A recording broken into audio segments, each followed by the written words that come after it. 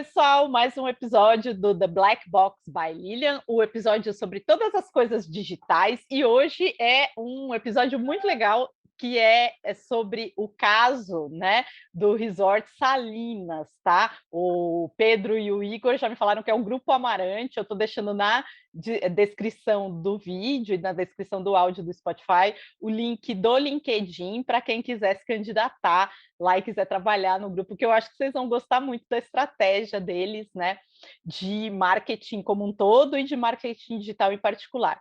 Contar só um pouquinho da história desse convite que eu fiz para o Pedro e para o Igor, por trás, né, das cortinas aqui.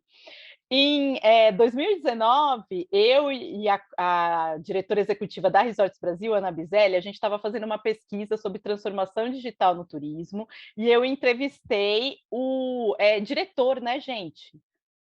Vice-presidente. Vice-presidente de marketing e Vice-presidente de vendas na época. marketing do Salinas, né?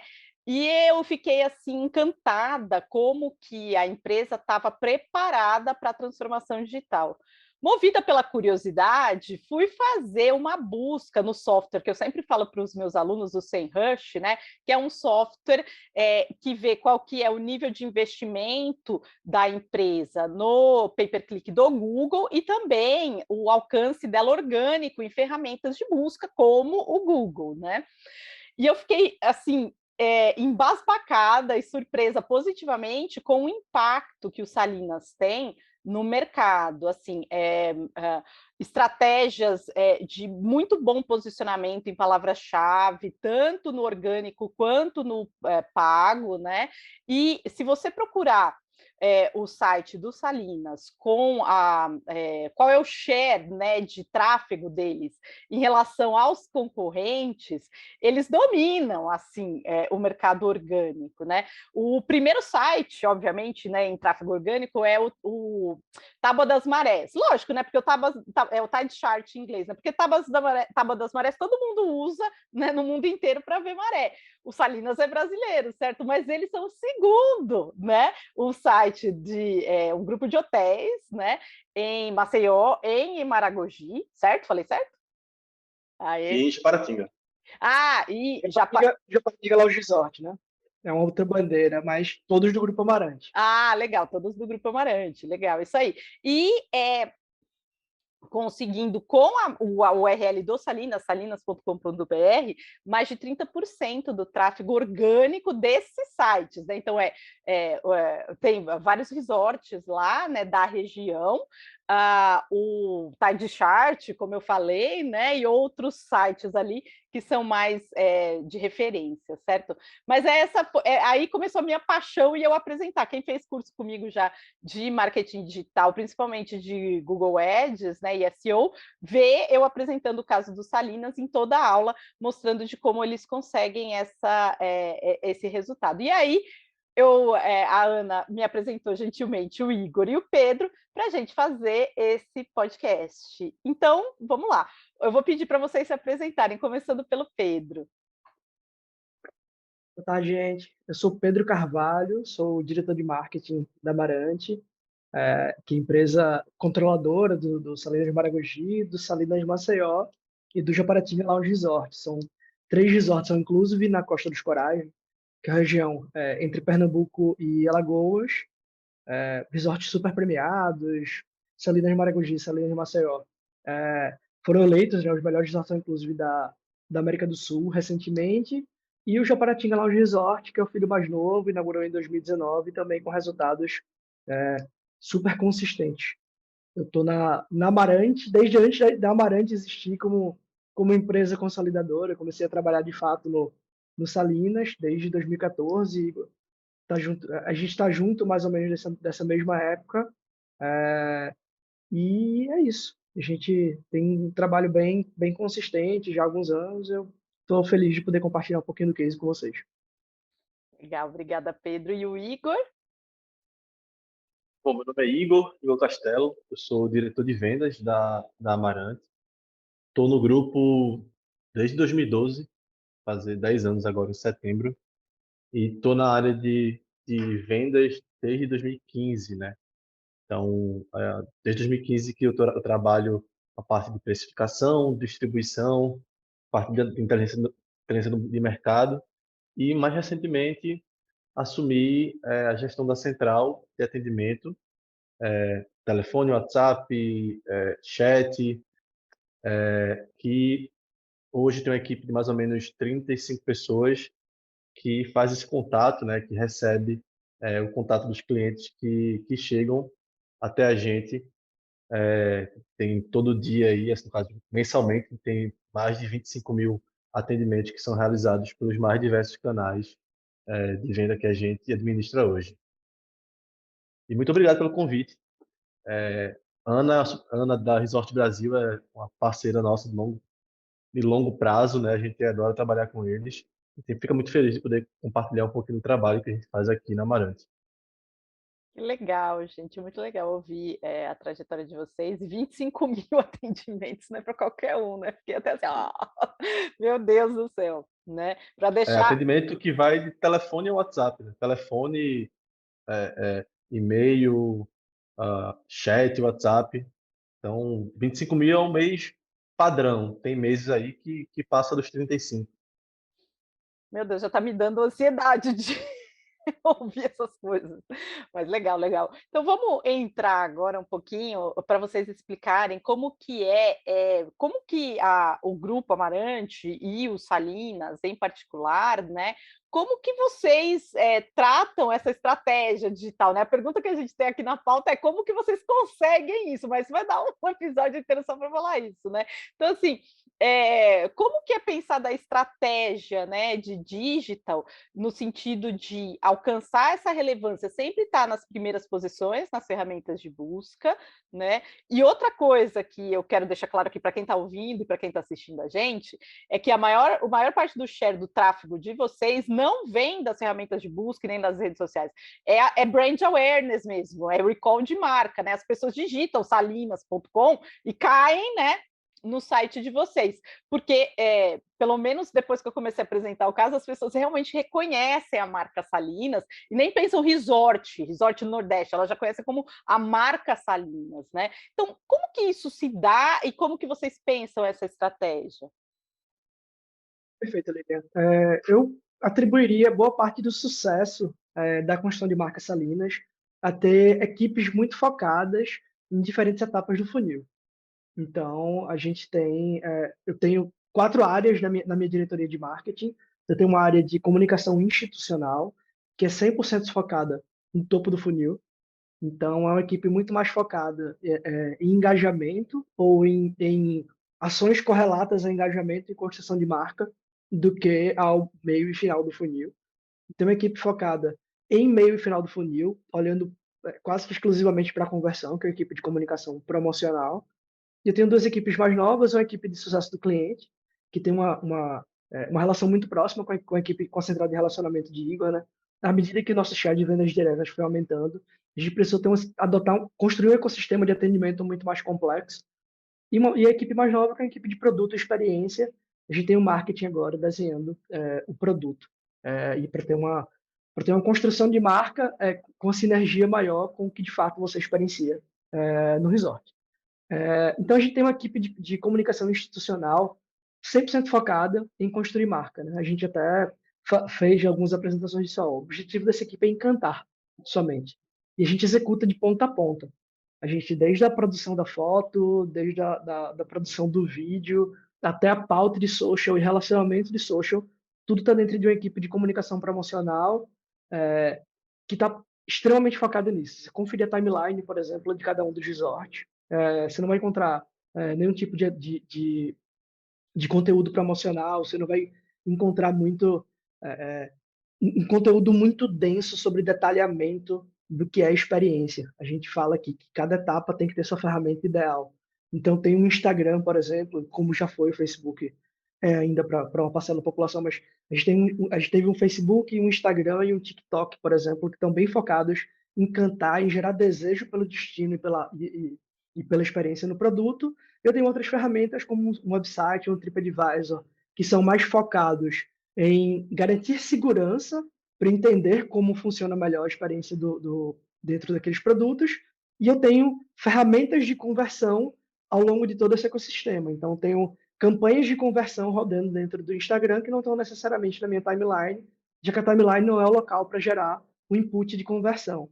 Eu tenho campanhas de AdWords, eu tenho um trabalho de SEO, eu tenho um trabalho de marketing direto.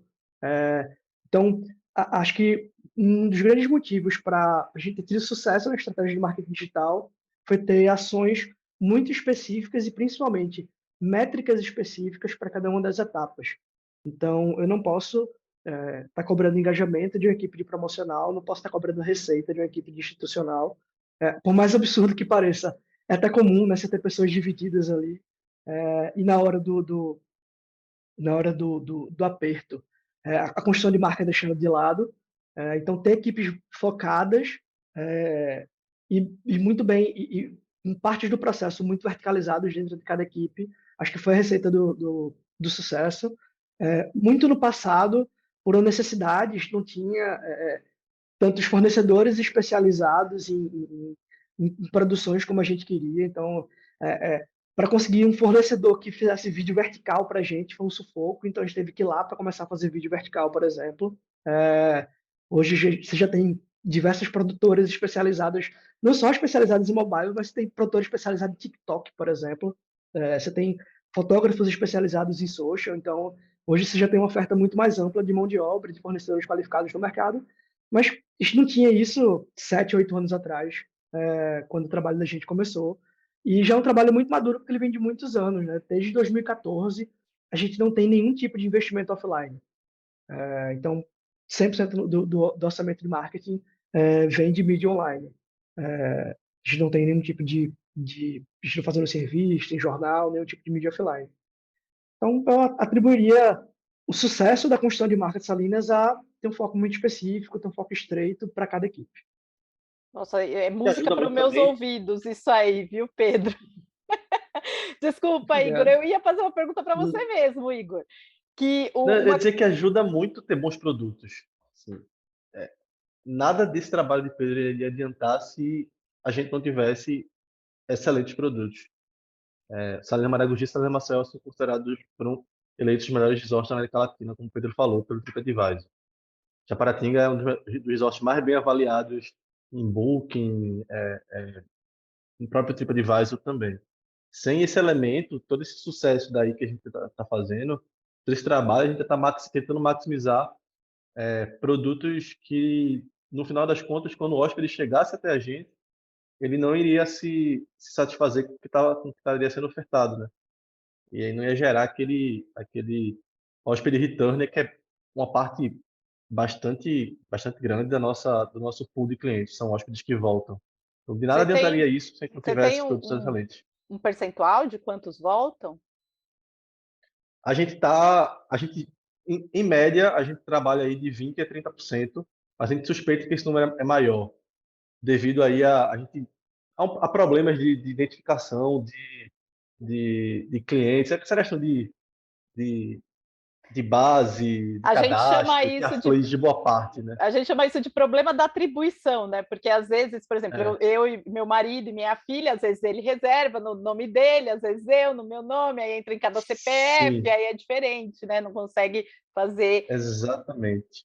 E eu, Acabei de sair de uma reunião para tratar exatamente disso, desses problemas de atribuição de contatos, de leads, e a gente Uhum. conseguir integrar toda a base. A gente tem um projeto recente muito focado em garantir essa consolidação e clusterização da base de clientes. Aí, comigo, complementando, digo, a gente tem 30% hoje, né, cerca de 30% em média, e a gente está com um projeto bem robusto de implantação de CRM. A gente plantou o CRM, está com um processo de qualificação da base para conseguir enxergar de forma mais qualificada todos esses. Quem é o hóspede real, né? Se de fato ele está voltando, se é a Lilian, se é o marido da Lilian, se é a filha da Lilian. Legal, eu ia fazer uma pergunta para o Igor, porque a gente tem um artigo, depois que a Ana e eu começamos a trabalhar juntas, a gente começou a fazer um monte de artigos sobre transformação digital no turismo no Centro de Marketing Digital da fundação que eu coordeno, né? E um dos artigos que a gente fez foi sobre a pré-jornada de compra do viajante, né? Porque antes da internet, e aí o que a gente está falando de antes da internet nem é assim tão atrás, né? A primeira vez que eu viajei, por exemplo, para fora do Brasil foi em 2011, certo? Eu fui por agente de viagem, porque não tinha tanta informação assim online, e o agente, ele era um broker mesmo, né? Que me ajudava a escolher hotel, escolher passeio, esse tipo de coisa. E depois disso, a pré-jornada, né, ou a pré-viagem, ela se tornou um prazer em si, né? A gente percebeu na pesquisa de que as pessoas gostam de fazer, é uma antecipação, né, da viagem, porque você fica planejando o negócio, às vezes por meses, às vezes um ano antes você já está planejando o negócio, né, de como você vai fazer a viagem até chegar lá no destino, né? E o Igor estava falando disso, dessa questão de distribuição, né? Você falou que começou em 2015, certo? Na área de vendas aí, Igor.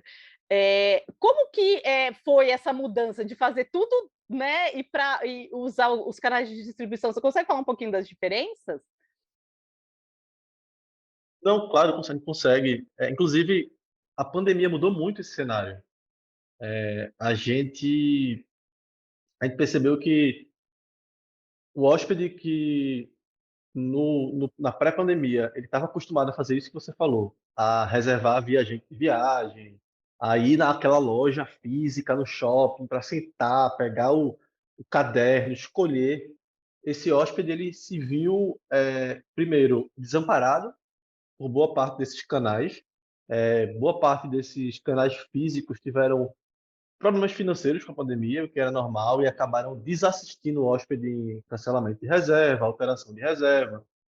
E se viu no cenário que a única opção que ele tinha era o online, né? As lojas estavam fechadas, você tinha ainda uma insegurança sanitária muito grande. Então, o online, não só no ciclo de viagem, mas também, não só no ciclo de viagem, em todos os elementos da nossa vida, ele se tornou mais forte. E a gente está tendo que lidar muito com esse hóspede que antes comprava diretamente com um canal indireto e passou a comprar com a gente. A gente costuma falar que no futuro a gente quer ser uma agência de viagem da Amarante, onde você possa fazer toda a sua jornada de viagem com a gente. Reservar passagem, reservar hotel, contratar transfer, passeio. A gente ainda não está lá, a gente está a caminho, mas é muito comum a gente ter tido essa transição. O nosso share de venda direta ele aumentou de forma significativa no pré-pandemia para a situação que a gente está agora. Então, para falar em números gerais, a gente trabalhava com 45% a 50% das nossas diárias vindo de hóspedes que reservavam no nosso site ou na nossa central. Hoje a gente está trabalhando mais ou menos com um número entre 70% a 75% das nossas diárias vindo desses canais diretos, né? Então teve um crescimento de aproximadamente 20 pontos percentuais, 25 pontos percentuais nesse período de 2 anos, mais ou menos. A gente atribui boa parte disso a essa mudança do comportamento do consumidor, tanto pelo desamparo que ele teve em lidar com esses canais tradicionais, né? Esses canais offline, quanto também pela mudança de perfil, né? Do cliente que se tornou mais online, né? Se tornou menos off. Quebrou um pouco da resistência, né? Enquanto você estava falando, Quebrou um Igor, pouco da resistência. enquanto você estava falando, eu estava lembrando, eu tive uma aluna que trabalhava numa empresa, não posso falar o nome, e a gente publicou, né, o artigo, é uma dessas empresas que distribui vinho online, né? Certo. E aí, só para você ter uma ideia, na pandemia, e isso logo que a pandemia conversou, março de 2020, tá? O que para todo mundo foi ruim, para eles estavam loucos contratando. O e-commerce dobrou de tamanho nos primeiros 6 meses da pandemia. Porque as pessoas, como você falou, antes a pessoa tinha o costume de ir na loja, no shopping, e ver a brochura, né? Conversar com a pessoa e decidir para onde ia, né? A mesma coisa beber, né? A pessoa ia no bar ou ia no restaurante e bebia. Aí não podia mais nada, porque esse bar, restaurante, foi um dos primeiros a fechar e não podia ficar, né? Eu lembro assim que não podia nem sentar para tomar um cafezinho na padaria, você tinha que comprar e sair, né? E tinha limitação de quantos entravam e tal, horário que abria, enfim, né? E aí a pessoa ia beber onde, né? Só tinha que mandar para casa. Então, assim, o número de garrafas por pedido aumentou e o número de clientes novos foi assim, você imagina, você está em um pool de clientes, você atender 50% de clientes novos do dia para a noite, né? Eu fico imaginando o problema operacional que teve. Para vocês, né, foi um período de se olhar para dentro e depois, quando veio que na teoria a gente chama de consumo de vingança, né, revenge consumption, né, são pessoas que ficaram presas assim o tempo todo, e aí quando soltou, falou assim, agora eu vou gastar, né? Agora eu vou gastar porque eu não pude fazer. A gente teve ciclos, né, ao longo dessa retomada. A gente passou 5 meses parado. A gente ficou de março até setembro. Quando a gente abriu em setembro, setembro de 2020, né, a gente tinha ainda hóspedes que tinha muita gente que estava insegura, então a gente não tinha vacina, a gente não tinha, tinha menos entendimento do que a gente tem de hoje sobre a doença. A gente abriu de forma bem devagar, né? A gente abriu com 40%, depois com 50%, foi abrindo aos poucos. Então, quem estava viajando, na maioria das vezes, eram pessoas que estavam com essa situação. Quero sair de casa, quero viajar. Quando a gente teve essa onda, mas a gente percebeu realmente um aumento significativo de demanda quando começou a vacinação. Depois que iniciou a vacinação, você teve mais pessoas confiantes de sair de casa, então mais pessoas confiantes de viajar. Você tinha ainda as restrições para viajar para fora, então muitos países fechados ainda para turismo internacional, e a demanda era interna. Então teve um boom muito grande ali a partir mais ou menos de março, abril de 2021. Foi logo um pouco depois da segunda onda. Teve um crescimento de buscas enorme e também foi quando a gente começou a voltar a operar com 100%. A gente voltou a operar com 100% em agosto de 2021. E aí essa demanda aumentou significativamente, e se mantém muito alta. Seja porque a gente tem ainda o dólar muito alto, então as viagens internacionais não voltaram com tanta força, seja porque você tem pessoas que estão começando agora não, agora eu quero viajar, né? Pessoas que estão agora realmente seguras, e ainda assim você tem indicadores que mostram que as buscas por viagens para os próximos meses, a vontade de viajar do hóspede, do brasileiro, continua crescendo mês a mês. Então, você tem ainda uma demanda a ser suprida que não é igual à demanda que a gente tinha em 2019. 2019 ainda era maior do que a demanda que a gente tem atual, seja de capacidade financeira, né, do cara pagar para viajar, seja de vontade do cara viajar, né, em relação ao que ele tinha no passado. A gente vê que até o próximo ciclo do verão, então até março de 2023, a gente vai estar vivendo uma época de demanda alta para a hotelaria de lazer, ainda assim. Mas mesmo assim ainda não voltou ao que era em 2019. Para a gente, em resultado, voltou. Então, a gente já tem hoje, 2021 já foi um resultado de receita melhor que 2019. 2022 já é melhor que 2021. A gente projeta um crescimento de 52% de receita de 22 para 21. Mas a gente percebe, quando eu digo que a demanda ainda não voltou por completo, falo em relação a indicadores de número de voos, percentual de hóspedes, percentual de brasileiros que têm interesse de viajar, né? A gente tinha em torno de 12% dos brasileiros com interesse de viajar em 2019, pesquisa feita pela FGV, e a gente está em 9,5% ainda em 2020, 2021 e 2022. Então, tem um percentual de crescimento. Obviamente que tem questão econômica no meio. Então, um cara que não tem dinheiro para suprir as necessidades básicas, ele não pensa em viajar. Além de tudo, tem outros quesitos, aéreo mais caro também, né, que a gente está percebendo. Mas a gente ainda espera que esse ciclo de crescimento do lazer continue até pelo menos março de 2023, né? Esse ciclo de euforia. Obviamente que uma hora as coisas vão começar a dar uma desacelerada, né? Se o dólar diminuir e a gente não tiver um crescimento econômico atrelado a essa diminuição do dólar, o cara que viajava internamente vai começar a viajar para fora. E é o mesmo cliente da gente. O bolso se divide, né? Então, o tempo do cara se divide para ir para fora, para ir para dentro, é o mesmo tipo de cliente. Aqui, a minha função aqui no podcast é colocar a parte da caixa preta, né? Então, colocar as referências, Uhum. né? Eu estou colocando aqui na pauta para entrar na descrição aqui. Uma das coisas que as pessoas, principalmente de economia, e quem não tem muita. Assim, muito rapport com essa questão econômica, às vezes tem uma dificuldade de entender, e que a gente que é de pesquisa, de marketing, entende muito bem, né? A recessão, né? E a gente está vivendo uma recessão, a gente viveu uma recessão durante a pandemia e continua vivendo essa recessão, que acha que ainda vai durar um bom tempo até chegar em níveis pandemia, né? Mas enfim, a recessão ela não impacta todos os grupos econômicos ou classes sociais, digamos, A, B, C e D, da mesma forma, né? Então, isso a gente vê Exato. repetido no mundo inteiro. Eu tenho um aluno de doutorado no Canadá, né? Eu trabalhei no Canadá há um ano e eu tenho um aluno lá, né? Tudo, graças a Deus, né, pelo mundo novo do trabalho remoto. Agora eu tenho ele lá, eu aqui e a gente, né, trabalha junto.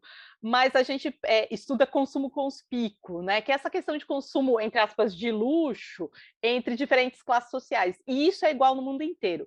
A classe média, baixa e a classe baixa no mundo inteiro está no consumo de subsistência mesmo. Subsistência no sentido de pagar as contas, luz, água, telefone, escola, saúde, esse tipo de coisa. Então, eles têm, como você falou, share of wallet, né? A renda discrecionária, o quanto sobra depois de pagar as despesas básicas, não sobra quase nada. Então, não tem a menor vontade de viajar.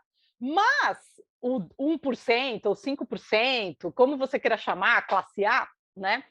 Aqui no Brasil, a classe A, para quem não sabe, né? Porque todo mundo pensa, vou vender para a classe A. Classe A no Brasil não chega nem a 3% da população, né?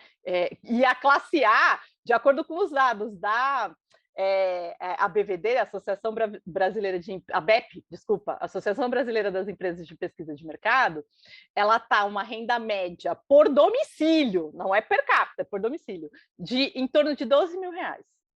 Então, assim, as pessoas vão falar assim, nossa, mas R$ 12.000 e o Ronaldinho, né? E o Neymar, assim, eles ganham muito mais. Gente, mas assim, esse é o corte, né? Lógico que tem um monte de gente ganhando milhões, entendeu? Mas a gente tem uma população muito pobre e essa renda domiciliar é a renda da classe A.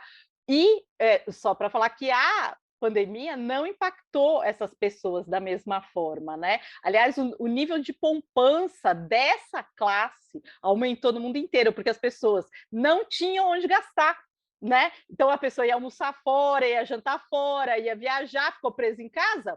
Ela guardou o dinheiro, porque não tinha onde gastar. E agora está acontecendo o consumo de vingança, o revenge consumption, que eu vou colocar algumas referências na descrição, que é essa questão assim, sobrou dinheiro, eu tenho onde gastar e aí eu vou gastar. Tem alguns empecilhos ainda, como o Igor falou, para ir viajar para fora. O dólar alto é o principal, mas tem outros também, né? Que é a questão de que tem que fazer teste, né? Tem que dar. Eu fui viajar agora recentemente para Fortaleza para dar o MBA e você tem que dar a prova de vacina e tal, até para viagem interna, mas para fora é um pouco mais de complicação. E às vezes a pessoa fala, não quero passar por isso, vou para cá mesmo, entendeu?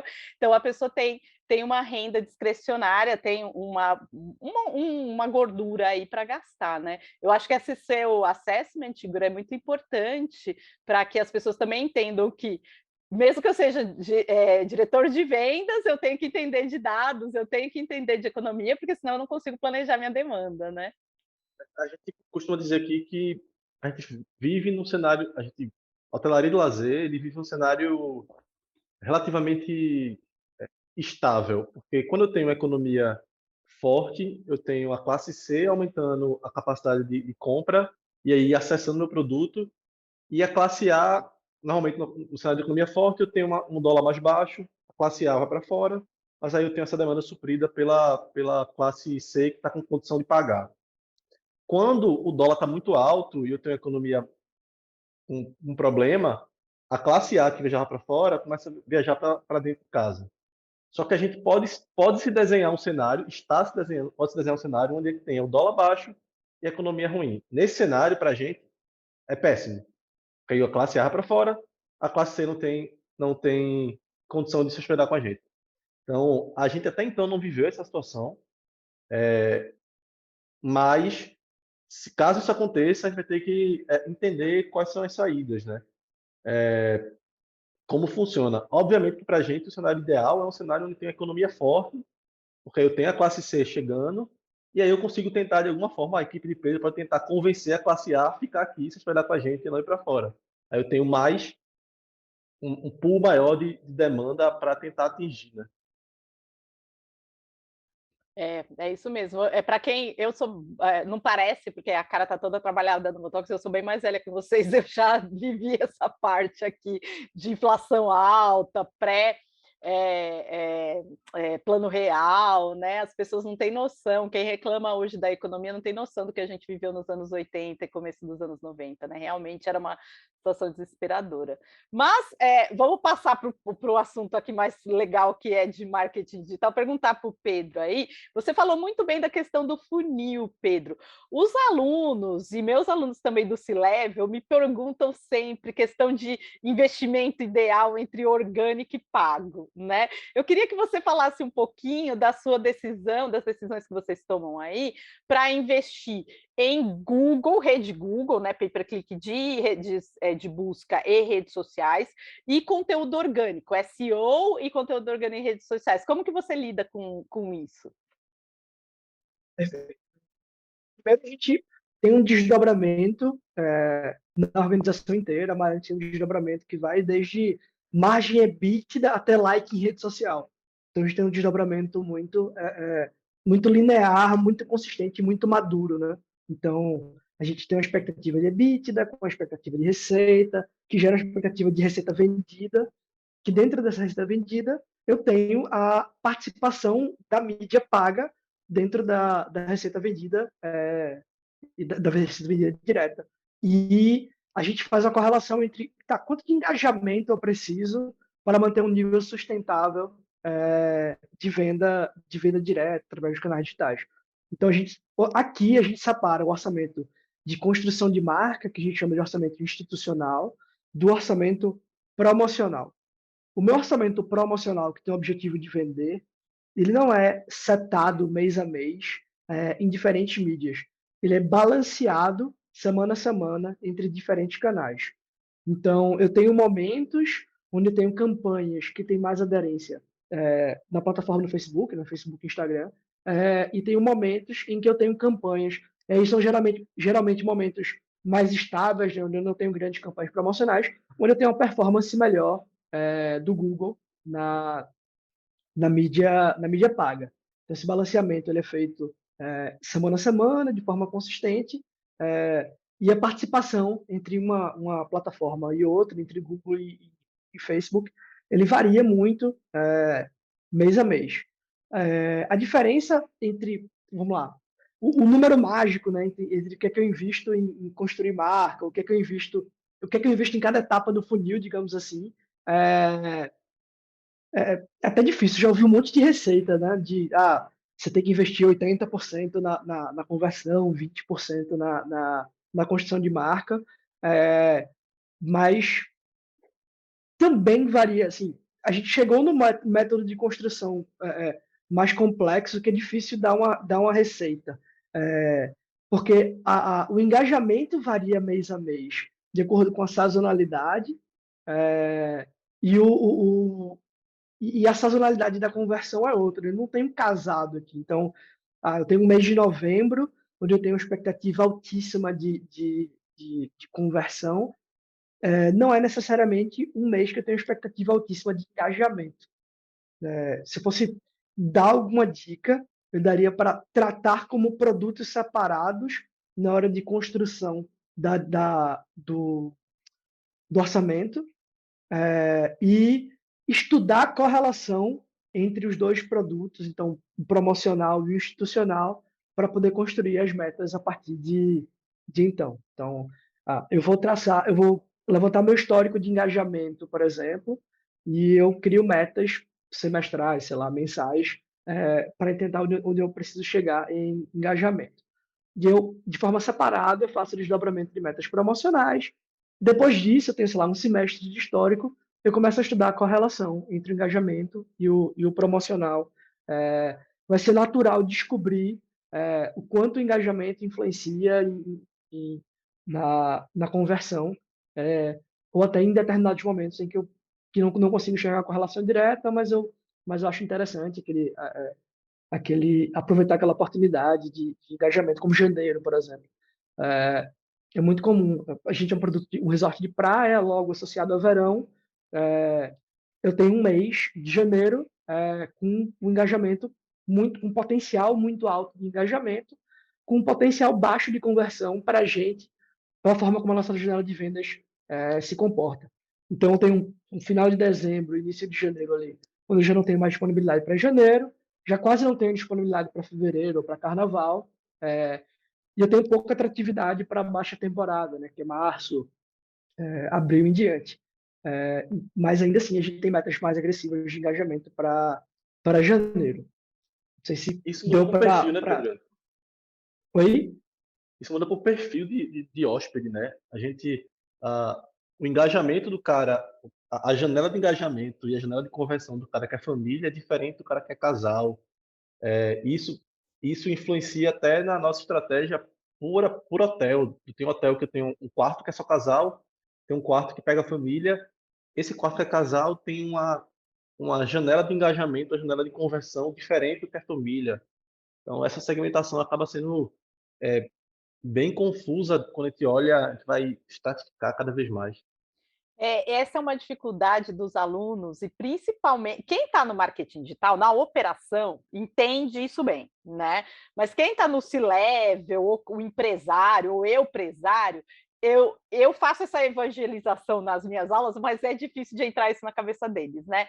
De que, assim, a palavra que eu mais escuto é, quando a gente investia em TV, por exemplo, a gente via o pontinho do share mudar, sabe?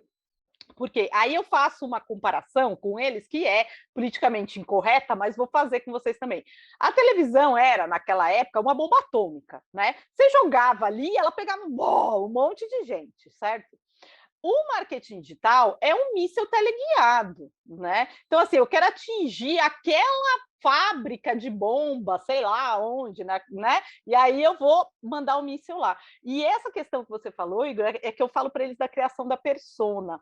Só que fica muito difícil para eles entenderem por trás que essa criação da persona entra muito em estatística. O Pedro estava falando de clusterização e de correlações, né? A gente mostra como fazer essa clusterização, mas precisa de um histórico, né? Se esse histórico, vamos dizer, vou abrir o hotel agora, eu nunca trabalhei no setor de turismo e tal, abri do nada lá, abri uma pousada não sei onde, né? Eu não tenho esse histórico, mas eu tenho como tirar esses dados da internet, de outras fontes, para tentar montar essas personas com base em dados, né? Assim, isso precisa ser feito, não é como a gente fazia, né, na época que eu fazia plano de mídia para 6 meses, né, no pré-internet. Vocês dois nem sabem o que é isso, né? Vocês são novinhos, não lembram como é fazer isso. TV, revista, rádio e tal. E aí era diferente, porque você atingia muita gente. Fora que a competição não era assim tão grande, né? Era outro momento econômico do Brasil.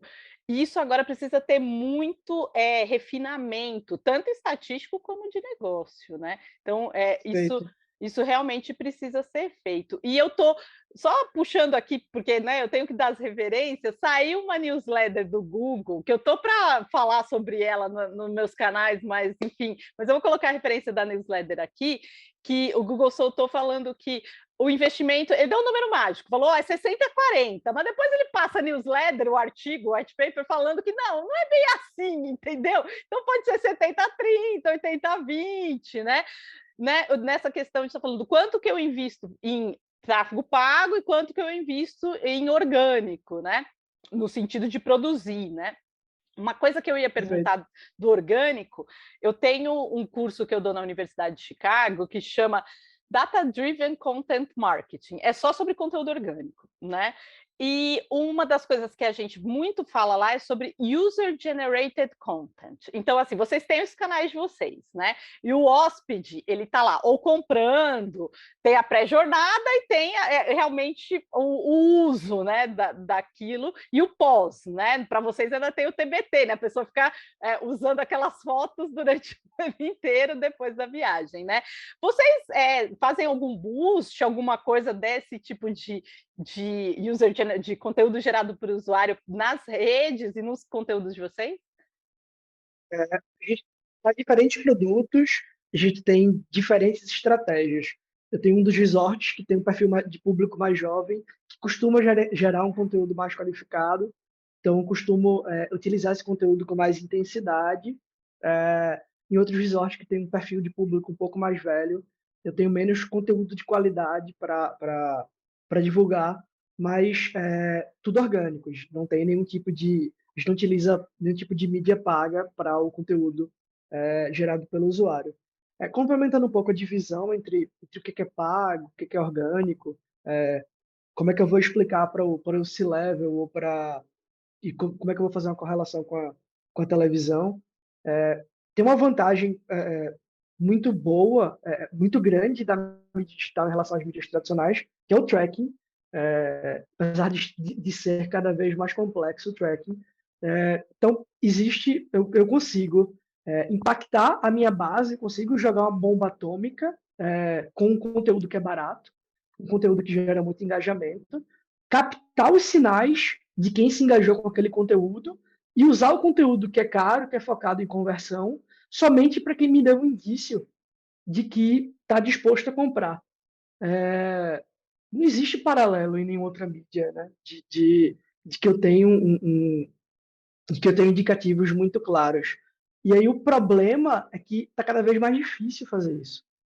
Então eu tenho cada vez menos, desde o iOS 14, desde a Cambridge Analytica, eu tenho cada vez menos input das plataformas de que eu tenho um usuário qualificado ali, disposto a fazer uma conversão numa etapa um pouco mais avançada para conversão. E é um trabalho que a gente começou a fazer muito grande de que a gente precisa ter uma base de dados que me garante esses inputs. Porque eu não tenho expectativa de continuar tendo esses inputs das plataformas. Eu não tenho expectativa de, daqui a alguns anos, não conseguir sequer fazer campanhas de retargeting, por exemplo. Então, eu preciso... se existia uma tendência lá de que meus anúncios vão ser cada vez mais abertos, a gente chegou a fazer isso no passado, porque o algoritmo entende perfeitamente esses inputs e vai direcionar a campanha para quem está mais disposto a fazer conversão. A gente tem algoritmos cada vez menos precisos para identificar qual a etapa do consumidor na jornada, desde que eu não forneça os inputs dos meus sistemas próprios, da minha base própria, para esses algoritmos. Então, o cookie do Facebook pode até não identificar que o cara fez a conversão, mas você tem os dados de conversão. Eu conecto meu CRM ao Business Manager e eu tenho dados muito mais precisos de conversão e para identificar qual etapa da jornada o consumidor está. Perfeito, é isso mesmo. E é o que a gente sempre fala, né? A rede social, ela é ótima, né? Não estou vindo assim contra fazer rede social ou fazer anúncio no Google ou qualquer outra ferramenta de busca, mas ela não é sua casa, né? E é isso que vocês fazem. A sua casa é seu site, né? É o seu web app, o que você tem ali para entrar em contato. E uma coisa que eu ia perguntar se vocês têm gerência de comunidade, alguma comunidade ou no WhatsApp, ou no Discord, ou no Telegram, se vocês fazem essa gestão. A gente tem pessoas de relacionamento, né, que monitoram o relacionamento e fazem relacionamento nas redes sociais, mas a gente não tem nenhuma comunidade específica. Então, eu não tenho um grupo. A gente até viu ações similares, de que tem um grupo no Facebook, tem um grupo no Telegram para compartilhamento, ou de transmissão no WhatsApp. A gente não tem nenhum tipo de gestão de comunidade nesse sentido.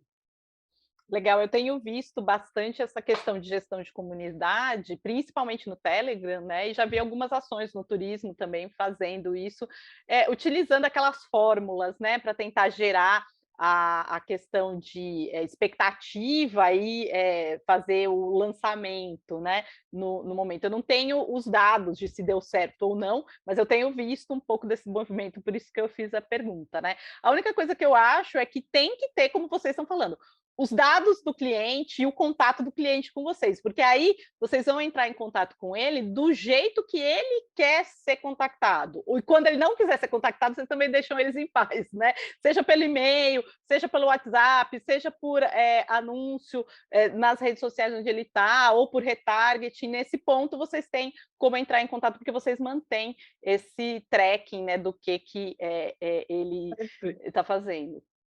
Perfeito. E para o segmento da gente é ainda mais importante porque eu não tenho um consumo linear.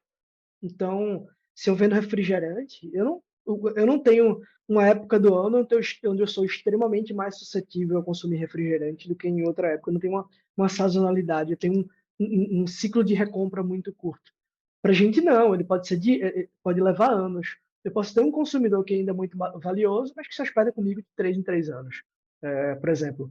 E a mágica está em identificar o momento certo para falar com esse consumidor. Não é? Vou passar 3 anos enchendo o saco dele, daqui a 3 anos ele não vai querer nem se hospedar comigo mais, ele vai considerar outro hotel. Então eu preciso saber qual é o momento certo para aumentar a intensidade de contato com ele.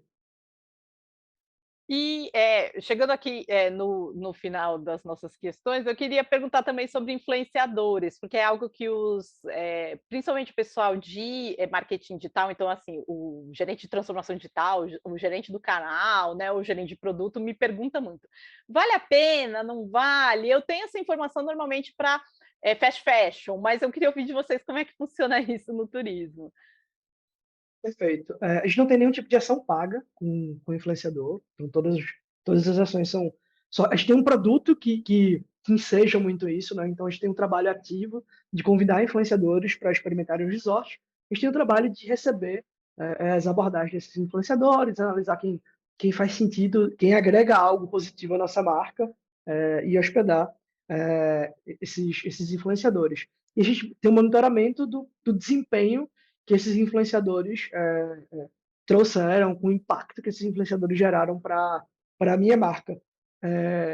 A gente tem tido resultados super positivos e a gente só pretende intensificar. A gente tem está começando um trabalho mais consistente no TikTok e o conteúdo gerado por influenciadores reina, né, no TikTok de uma forma ainda mais intensa que no Instagram. Então, esse trabalho de hernia de mídia, ele tende a se tornar ainda mais intenso quando o TikTok se ele se tornar a nossa principal plataforma de captação de topo de funil. Legal. E deixa eu perguntar também se vocês têm uma divisão entre os grandes e os pequenos influenciadores, porque existe uma. Eu vou falar que é lenda urbana. Meus alunos que estão nessa área de social media, marketing digital, em agência, eles sempre me falam, professora, a gente está percebendo que assim os pequenos geram mais conversão, né? E os grandes acabam gerando pouca conversão. Vocês têm essa percepção também ou não? A gente não tem ações pagas, então o custo de influenciador grande e o de influenciador pequeno é muito próximo para a gente. Então a gente ainda tem resultados muito positivos com influenciadores grandes, mas existe de fato essa correlação. Então, proporcionalmente, o impacto em conversões de influenciadores pequenos e médios é muito mais alto, proporcionalmente ao. Isso falando da nossa realidade, do nosso produto, que tem um ticket médio muito alto. Os influenciadores médios e influenciadores de nicho costumam trazer resultados surpreendentes para a gente. Inclusive, os maiores cases que a gente tem hoje no TikTok não são de influenciadores super grandes, não. São de influenciadores pequenos e médios. Mas eu vou te falar, se a gente analisar todas as mídias, todas as plataformas, para a gente que o influenciador grande e o influenciador pequeno tem o mesmo custo, a gente ainda tem resultados mais substanciais com influenciadores grandes, na média, sim. Vai tudo do conteúdo gerado, né? Tem influenciador grande que gera pouco conteúdo, mas tem influenciador grande que gera um conteúdo, uma cobertura gigante E acho que é mais em relação à quantidade e qualidade do conteúdo que o influenciador gera durante a estadia do que talvez o tamanho, né? Em geral, O o nicho algoritmo, o o nicho que dá algoritmo mais certo é aquele nicho de comida, né? perfeito. O algoritmo do TikTok enseja isso, né? Enseja a produção constante de conteúdo até que um conteúdo vai explodir, e vai viralizar. Então, os influenciadores pequenos tendem a ter esse tipo de produção de conteúdo mais intensa e em algum momento algum desses conteúdos vai explodir. Mas isso especificamente para TikTok, se você comparar Instagram, YouTube principalmente, os influenciadores grandes geram um impacto muito mais alto ainda. Mas para TikTok, de fato, é muito parecido. Assim, se a gente for parar para analisar o impacto que os influenciadores grandes trouxeram na média, que os influenciadores médios trouxeram em média, é muito parecido. Nossa, muito legal você falar isso do TikTok, só para trazer informações dos bastidores, né? Tem um estudo que eu apresento para o pessoal em aula, mostrando qual que é o faturamento, entre aspas, de celebridades, né? Então tem assim, por exemplo, Tom Cruise, que é um dos atores melhores pagos. Não porque o cara produtor de cinema paga, porque ele ganha o quanto vende o filme, né? Então tem muita audiência, tem isso. Então, é Tom Cruise, é Robert Pattinson, que fez o Batman, né? E tal. Esses caras estão longe, ganhando menos Tom Cruise e Robert Pattinson do que os dois maiores TikTokers do mundo hoje, né? Que é aquele, ai gente, eu vou falar, ele é de algum país africano, sabe aquele que faz assim? Né? Sim. Esqueci o nome dele, né? Depois eu coloco na descrição. O pessoal que está me ouvindo no Spotify não está fazendo, mas é um cara que é como se fosse levantando os ombros, falando: ah, tá aqui o negócio, né? Esse é o segundo maior e o faturamento dele é quase uma vez e meia o faturamento do Tom Cruise. Tá? Então, assim, as celebridades de hoje são os creators, e nesse momento que a gente está passando, né, nesse ano de 2022, desde 2020, mais ou menos, o TikTok é rei, né, é a mídia rei nisso. Tanto que a geração Z usa TikTok como ferramenta de busca, não só como TikTok. Elas procuram as coisas mais no TikTok do que no Google, né? Então já está tirando até a hegemonia do Google como ferramenta de busca, né? E falando de entrega, a entrega do TikTok, né, para o orgânico é muito melhor do que qualquer outra rede. Como você falou, o YouTube é uma questão do próprio algoritmo mesmo, né? Bom, chegando no final aqui, eu quero saber se vocês têm comentários finais, algo que eu não perguntei, que vocês gostariam de falar. É a hora de vocês promoverem o seu TikTok. Eu não tenho, Pedro tem TikTok. Eu não tenho. Eu só Sou, acompanho as redes sociais da empresa e só fico olhando lá as postagens dos TikToks dos hotéis. eu Poxa, costumo Igor, a ficar nos gente tem que bastidores, eu não lançar sou. o infoproduto, Igor. Que é isso? Diretor de vendas da Amarante tem que. Já aqui, ó, já tem ideia de negócio aqui. Vamos lançar o TikTok do Não, Igor Giga de vendas. Pedro tem uma equipe que vai montar agora uma equipe de TikTok, né, Pedro? Vai rolar uma equipe de Isso. TikTok da Amarante, né? Focada em produzir conteúdo para essa rede social especificamente. Que legal, Você me nem se podia chama dar para esse spoiler. conhecer, viu? Ó, se quiser alguém para dar pitaco, estamos aí, porque eu estou super empolgada com esses dados de TikTok e ver o impacto disso. É muito legal.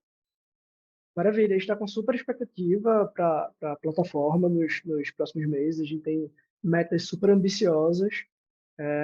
Então, pretendo, espero poder voltar um dia para falar do case do TikTok aqui com vocês, mas a gente está estruturando um trabalho que eu acho que vai trazer muitos frutos para a gente. A gente tem um trabalho consistente desde o Facebook, passando pelo Instagram. A gente pretende continuar na vanguarda aí com o TikTok. É cada vez mais complexo, né? Conseguir produzir conteúdo para essas plataformas, conseguir decifrar o algoritmo das plataformas, mas a gente está ganhando cada vez mais maturidade, a gente pretende um dia chegar lá. Eu não sou um ávido produtor de conteúdo de forma pessoal, mas eu queria deixar o convite para todo mundo conhecer o LinkedIn da Amarante. A gente tem um trabalho bem consistente agora da Amarante como marca empregadora, né, para que todo mundo possa conhecer a Amarante como organização, como como funciona tudo nos resorts. E eu queria convidar todo mundo para conhecer o LinkedIn da Amarante, conhecer um pouquinho melhor, gente, tudo que a gente faz. Legal, depois vocês coloquem aí para mim todas as redes do Salinas e dos resorts, né? Instagram, TikTok e tal, para eu colocar para todo mundo seguir, porque dá vontade, viu, gente? Eu sigo eles, aí você fica, ai meu Deus, eu quero viajar, você está aqui preso em São Paulo, 4 graus, fez em julho aqui, não, eu quero ir para Recife, eu quero ir para Maceió, eu quero ir para quero ir para Maragogi, porque olha, não é fácil passar esse frio aqui. Mas queria agradecer muito, Igor, Pedro, a porta está aberta, vocês têm meu contato aqui. Quando estiverem em São Paulo, venham tomar um café para apresentar para vocês aqui a cidade. E se eu estiver no Recife, eu vou avisar vocês também. Viu? Pode deixar, pode É um deixar. prazer receber aqui. E aproveitando também o finalzinho para convidar a conhecer os resorts, né? Então, Salinas de Maragogi, Salinas de Maceió e Japaratinga Resort. Quem tiver oportunidade, novembro tem Black Friday, é uma oportunidade excelente de você comprar aí no precinho para visitar a gente, para conhecer a gente, e para ter essa oportunidade aí de se hospedar na nossa opinião, nos 3 melhores resorts, all inclusive do Brasil. Legal, não é só a opinião de vocês, não, é a opinião do TripAdvisor também, né? E de várias pessoas aí que já visitaram, como vocês falando, a taxa de recompra é muito alta mesmo, e isso não é tão fácil de conseguir no mercado que vocês estão, né? No mercado de turismo. Então, parabéns, muito obrigada, e eu queria agradecer todo mundo aqui que ouviu até agora, que assistiu até agora, e no próximo episódio a gente vai falar com outra empresa que faz um trabalho muito bom no TikTok, que é a Petit.dog, tá? É uma empresa voltada para o mercado pet. Então, pessoal, obrigada e até lá.